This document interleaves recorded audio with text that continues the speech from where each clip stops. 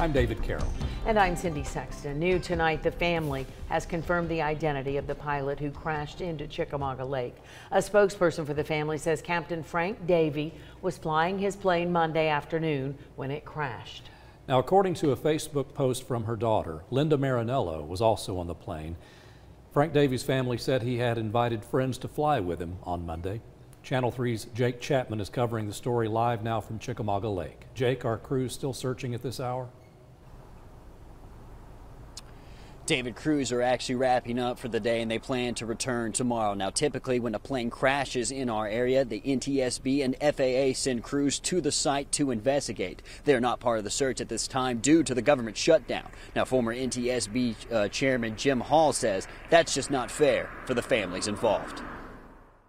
Our government reflects our culture and it reflects how we live.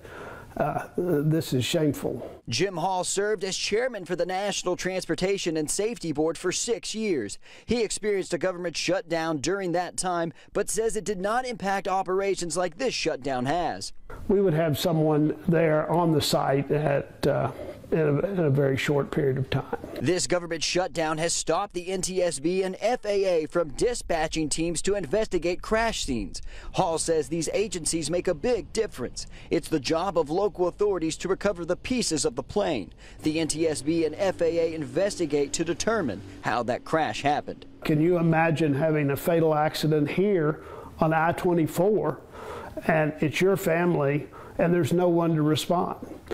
That's the situation we have, unfortunately. Even if the government were to reopen tomorrow, Hall says it could take time for them to respond. Passing time could limit what investigators are able to find, which impacts future investigations. There might be some factor here that would be very important for preventing a future accident. And Jake Chapman with that report and an interview with Jim Hall. We contacted the NTSB today and spoke to an acting spokesperson who is working without pay due to the shutdown. Now, she tells us 10 new crashes in which 22 people have died have not been investigated by the NTSB because its investigators are currently on furlough. She added the NTSB will investigate those crashes as soon as the shutdown ends.